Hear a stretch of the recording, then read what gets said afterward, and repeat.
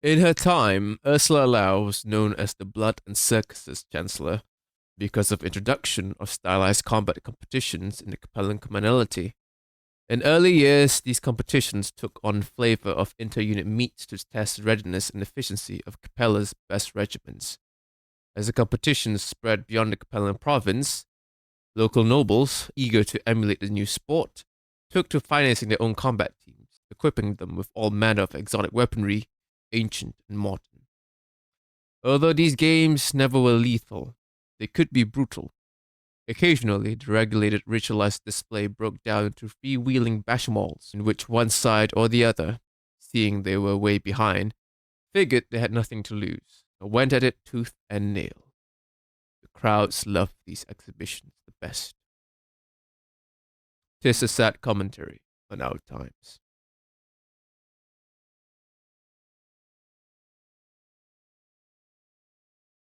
At the age of 20, Ursula Lau assumed the chancellorship following her father's passing. Her first official act was to reaffirm the Confederation's support for the Star League and recognize Ian Cameron as its first lord.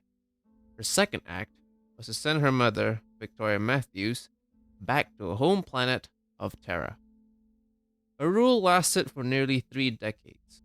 With all the great houses united under the Star League, the absence of major conflicts between them allowed Ursula to focus entirely on domestic affairs. She reformed the House of Scions, restoring the old nobility's rights and voices. Additionally, she took a particular interest in overhauling the Confederation's neglected educational system. With advanced technology and knowledge flowing into the nation from Terra, Ursula saw it as imperative to ensure her people could fully leverage these advancements.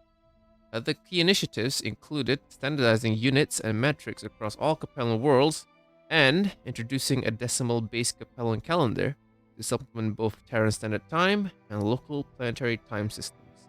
I have actually never heard of a decimal calendar before this, so I have no idea what it is or how it works.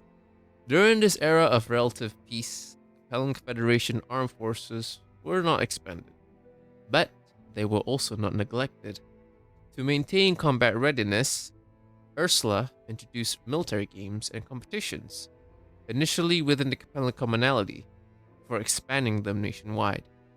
Some nobles even took it a step further, founding their own leagues and teams, inadvertently creating an entirely new sport. Ursula's reign was one of peace and prosperity. Her dedication to the state's advancements and her people's well-being placed her in the same league as a future Sun Tzu Lao, a benevolent leader beloved by her citizens. And yet, some believed it was not enough. While the endurance system was officially recognized by all Star League member states as Capellan, a group of young officers within the Shepperton's Grenadiers saw this status as temporary. They feared that Ursula had not done enough to solidify Capellan authority over the region. In 2583, their discontent boiled over into open revolt. Stealing the battlemax assigned to them, they fled into the periphery and, for 5 years, launched raids against the Free Worlds League, threatening to shatter the peace between the Free Worlds League and the Capellan Confederation. They boasted in numbers by absorbing smaller pirate bands and hiring mercenaries. Despite repeated efforts, the militaries of both nations failed to track them down. Some speculate that the Freebooters had inside help, with certain pirate factions they absorbed, possibly receiving covert state sponsorship, granting them access to sensitive intelligence. Others argued that the prolonged peace brought by the Star League, especially for the Free Worlds League and Capellan Confederation, both of which were not directly involved in the reunification war, had dulled their strategic planning and combat effectiveness. The Freebooters campaign came to an end in 2588, when the Maskarovka stumbled upon their headquarters near the planet Wisconsin during an unrelated operation. In May of that year, the Capellan Confederation Armed Forces and the Free World League militia launched a joint assault on the unsuspecting rebels. The battle lasted for 3 hours and was far from a smooth operation for the attackers. While the Allied forces deployed heavier class battlemechs, the Freebooters relied on lighter, more maneuverable models such as the Hornet and Wasp. Though outgunned in every way, the Freebooters' superior numbers and agility allowed them to put up a fierce resistance. By the battle's end, the Allied forces had lost 16 battlements, while only 2 of the Freebooters' 55 surrendered. The remaining prisoners and spoils were divided between the two nations. In August, Ursula personally signed the execution order for the surviving freebooters. Their executions took place on Capella Prime, in full view of the Chancellor, the Prefectorate, and the House of Scions. A decade later, Ursula passed away. She never married or had children, as her parents' disastrous marriage had profoundly shaped her views on the institution. Upon her death, the Capellan Prefectorate was left to choose her successor, and the decision surprised many. To aid him in his economic revolution, Ares enlisted the Corvallis sect, an obscure group of philosopher-scientists on Elgin. Based on the societal principles of an early Terran explorer, the Corvin doctrine was insinuated into the Capellan educational system beginning in 2607. At the root of the Corvin philosophy is the notion that only an elite is able to govern effectively an empire as large as the Capellan Confederation, and further, that the elite can be recognized only by the level of commitment to the state in terms of hard work and dedication. All power and privilege would ultimately flow to the elite. The scientists who made up the original Corvallis sect naturally believe in an elite group of scientists as the chosen few. When applied in conjunction with his own principles of compulsory organization, however, Ares' new social blueprint set the philosophical foundations for a modern police state. Everything from the people, nothing by the people.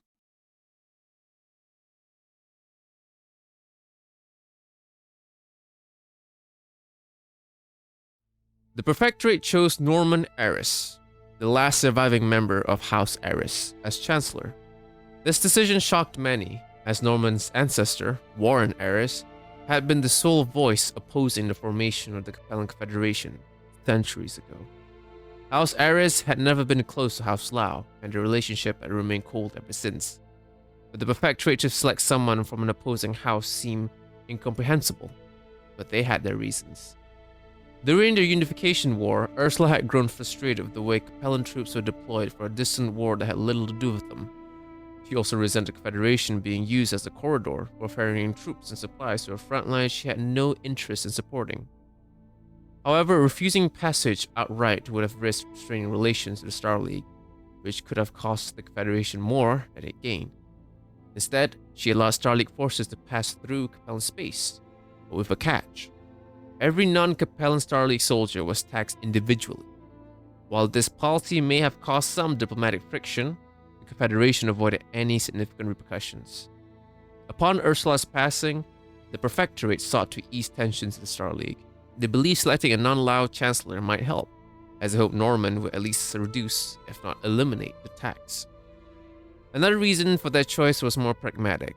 House Ares was not only wealthy, but also deeply involved in weapons development.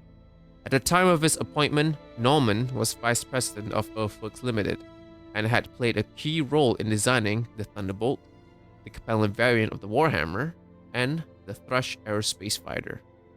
The Prefectorate hoped that with his expertise, Norman could strengthen the Capellan Confederation armed forces, possibly to prevent another crisis, the Freebooters' revolt. And so Norman was chosen. But before he could even settle into his role, a major crisis emerged. With the end of the Reunification War, the revenue from Ursula's taxation policy dried up.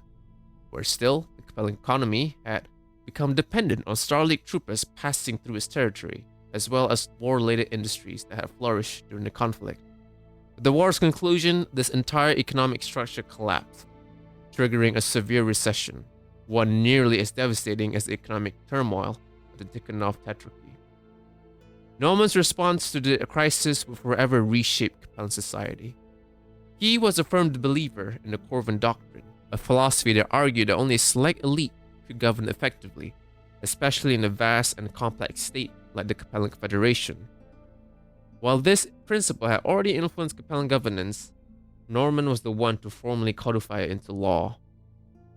Using his powers as Chancellor, he issued a series of decrees based on the concept of compulsory organization.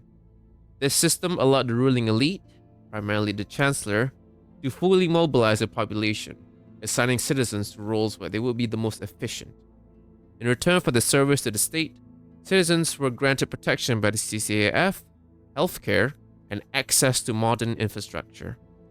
Norman truly believed these measures were necessary to save the Confederation, and in some ways, they succeeded.